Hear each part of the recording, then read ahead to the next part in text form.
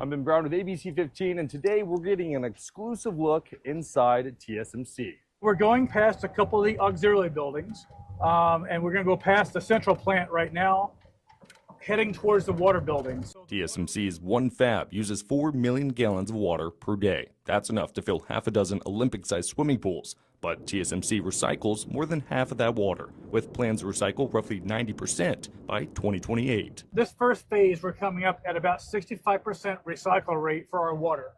And our long-term goal is to be 90% or better with our near zero liquid discharge plants. So what is this place called, this building? This is the Water Resource Center. Water Resource Center. We're building, what are you building? Industrial Reclaimed Water Plant, IRWP. Okay. It's a mouthful. While the plant is in the early stages of planning, TSMC's Water Resource Center is hard at work. So this device here is something called a clarifier. It's one of the many process steps that we use to clean the water. And this is later on in the process. So you can see this is wastewater that's been going through.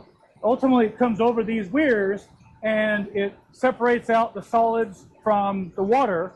And we capture the solids at the bottom and decant them off and take them to landfill, leaving behind good water, which goes downstream. We asked Arizona State University water policy expert Sarah Porter about TSMC's ambitious goal of reaching 90% recycled water. They're making commitments. This level of recycling requires big investments, and they're demonstrating we understand that we have to do things differently to do them in a more water scarce region like Phoenix, but they are stepping up and doing that. TSMC has also made efforts to reduce its energy use. We have 14.5 megawatt solar panels that are installed and operational that you can see behind me. We also work very closely with our utility provider to buy what we call renewable energy credits. When it comes to air pollution, TSMC has scrubber exhaust stacks that pull pollutants out of the air. So in the process, we use chemicals. We have to capture those chemicals so it's safe, but we can't just reject the air out to the atmosphere. We run it through what we call water scrubbers that then pulls the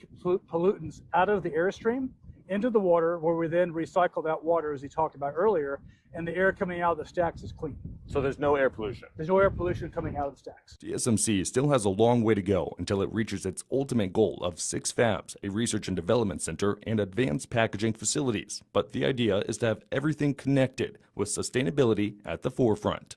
I see the Skybridge here connects the Gown building to the Fab 1. Are you guys going to have Skybridges connecting everything, or is that this unique to this building? Yeah, so the Skybridge is, we also call it a clean link.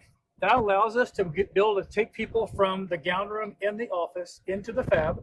Then we'll also have roughly 4 bridges between each of the factories that allows us to be able to move people, as well as material handling systems, as well as parts between the factories. So we actually create, essentially all these phases become one hypothetical fab, one virtual factory, because they're all linked together. Ben Brown, ABC 15, Arizona.